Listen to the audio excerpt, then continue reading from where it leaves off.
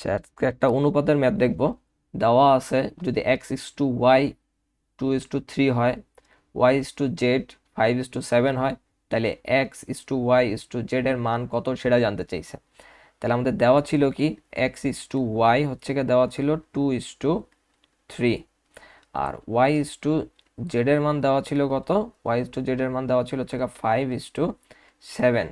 এই দুইটা জিনিসের ভিতরে কোন জিনিসটা হচ্ছে কমন?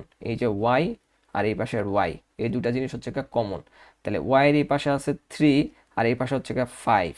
এই দুইটা সংখ্যাকে হচ্ছে আমাকে মিলাইতে হবে। এখন এটা আমি যেভাবে পারি সেভাবে হচ্ছে আমি মিলাবো।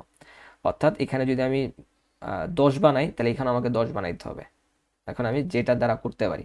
এখন একটু সহজভাবে যদি চিন্তা করি, এই প্রথম যে সমীকরণ আছে এটাকে যদি আমি 5 দ্বারা গুণ করি, এটাকে যদি 5 দ্বারা গুণ করি তাহলে 3×5 = 15 হবে।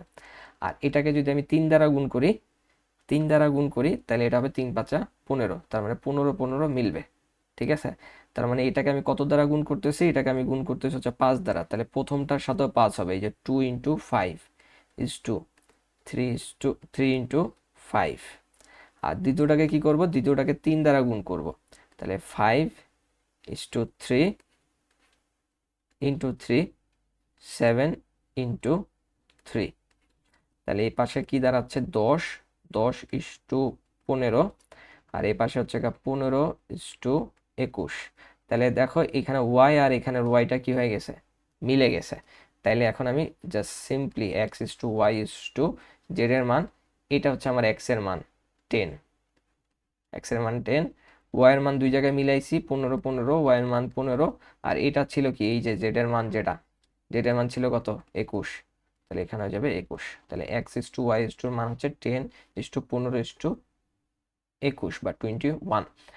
মেইন যে ট্রিক্সটা ছিল কি, এই ওয়াই আর ওয়াইটাকে হচ্ছে আমাকে কি করতে হয়েছিল, মিলাইতে হয়েছিল। সহজভাবে আরেকটু যদি বলে যাই, এই 5 আর 3কে পারস্পরিক সংখ্যা দ্বারা গুণ করে দিলে জিনিসটা মিলে যাবে। অর্থাৎ প্রথমটাকে, এটাকে যদি 5 দ্বারা গুণ করি আর এটাকে 3 দ্বারা, অর্থাৎ নিজেদের সংখ্যা দ্বারা যদি গুণ করি তাহলে মিলে যাবে ওয়াইয়ের মানটা।